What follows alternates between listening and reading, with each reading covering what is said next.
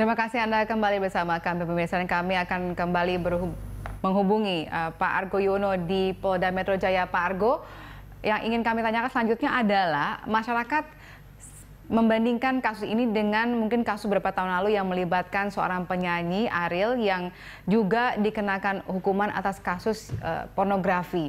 Nah, kalau kita bisa membandingkan dengan kasus Habib Rizik saat ini, bagaimana itu kita bandingkannya?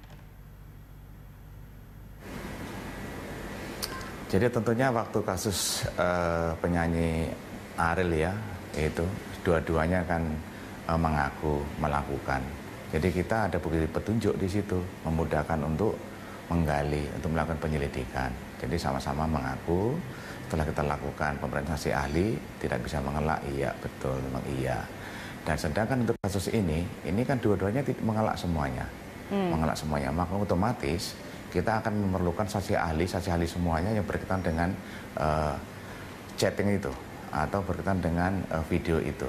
Dan kita saksi ahli semuanya kita ada 10 saksi ahli lah sudah kita periksa. Artinya bahwa kita harus bisa membuktikan bahwa pengakuan tersangka adalah pengakuan yang terakhir.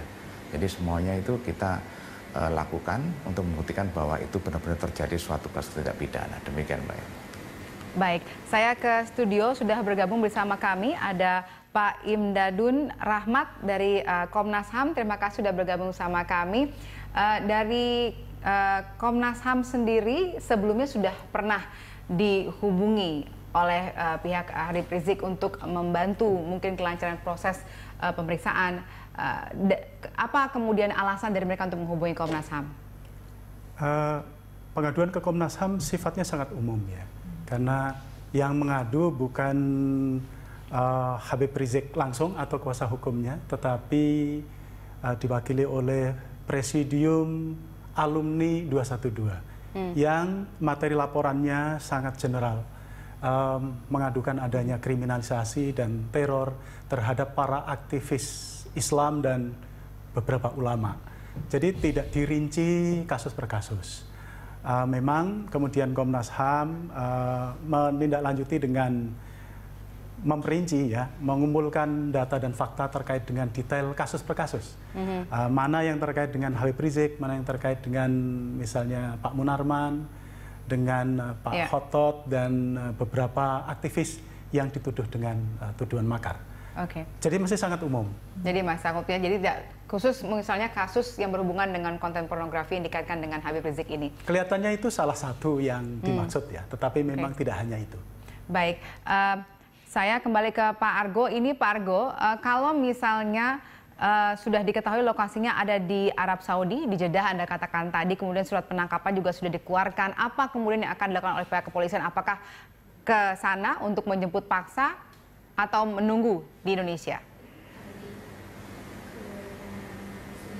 Jadi perlu saya luruskan dulu ya, surat penangkapan belum kita keluarkan ya, kita luruskan dulu bahwa karena kita ada panggilan pertama tidak hadir, kemudian kita panggil kembali yang kedua tidak hadir, akhirnya kita mengeluarkan surat perintah membawa di situ.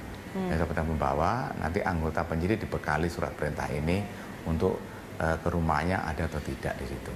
Dan tentunya itu yang tidak ada, nanti penyidik akan kembali ke Polda dan kita akan sedang melakukan pemeriksaan saksi yang lain. Tentunya kita sudah berkali-kali kita mengadakan gelar perkara di situ, kasus ini seperti apa.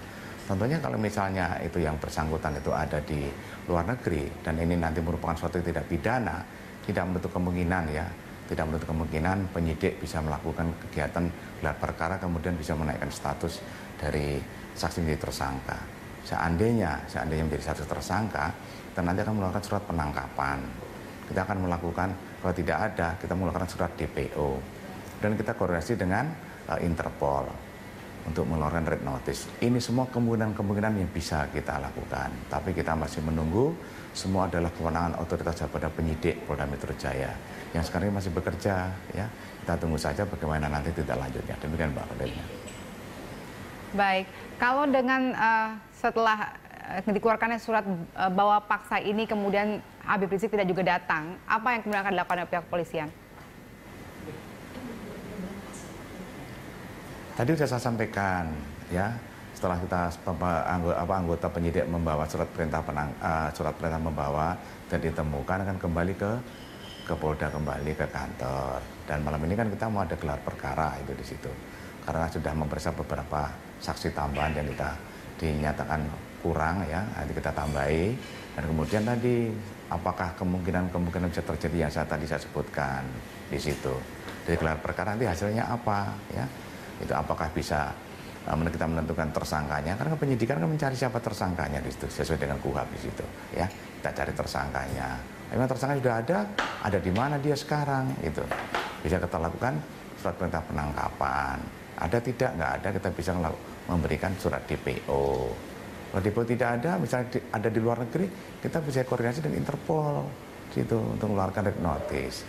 Jadi banyaklah yang kita lakukan, misalnya kemungkinan yang bisa terjadi. Tapi ini semuanya kita masih menunggu nanti daripada penyidik dari Polda Metro Jaya. Demikian, Mbak. Baik, terima kasih Pak Argo Yuwono sudah bergabung sama kami hari ini. Selamat malam. Baik, pemirsa, kita lanjutkan dialog kita di studio. Saya mungkin ke Komnas HAM terlebih dahulu. Ini tadi kan tempat Anda katakan ada permintaan untuk membantu proses. Nah, kemudian dari pihak Komnas HAM, apakah kemudian sudah melakukan konsultasi? Karena kami dengar juga ada informasi akhirnya tidak jadi dilakukan. Yang dilakukan oleh Komnas HAM adalah melakukan pengawasan proses hukum ya, agar ada jaminan bahwa proses hukum terkait dengan perkara-perkara yang diadukan itu dijalankan dengan fair, transparan, dan adil. Prinsip keadilan yang dijaga oleh Komnas HAM.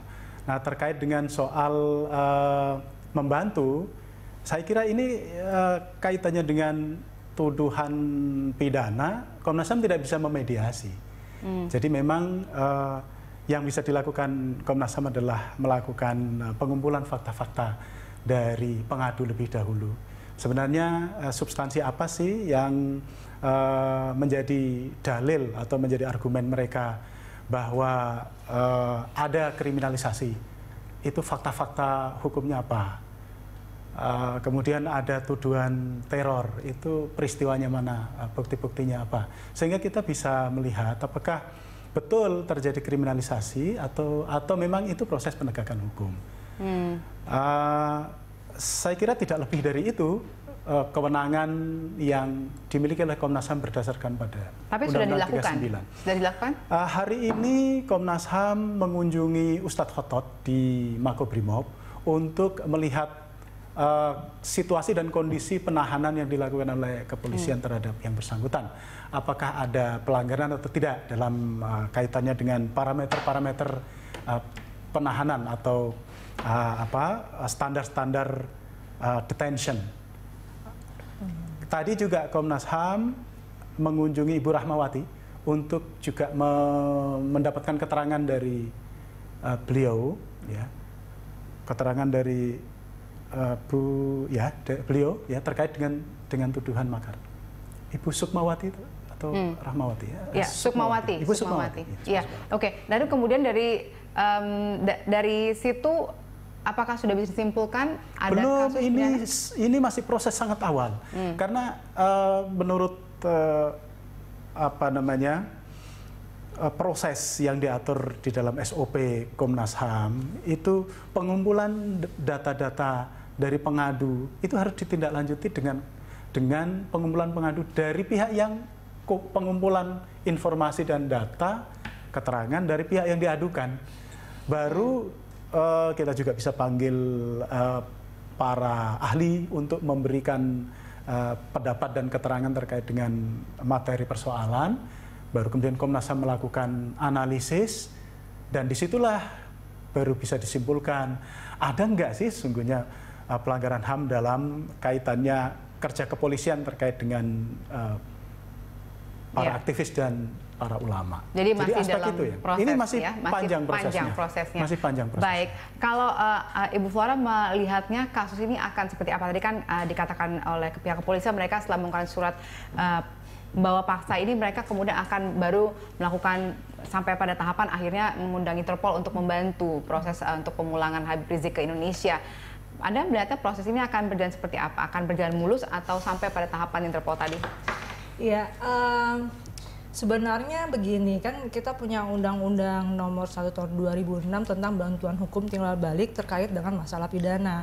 Jadi memang penyidik itu bisa meminta bantuan kepada negara yang diduga, jadi negara termohon gitu ya, yang diminta ekstradisi apabila sudah diketahui bahwa Habib Rizik ada di suatu negara untuk mengekstradisi gitu loh, mengekstradisi Habib Rizik kembali ke negara ini.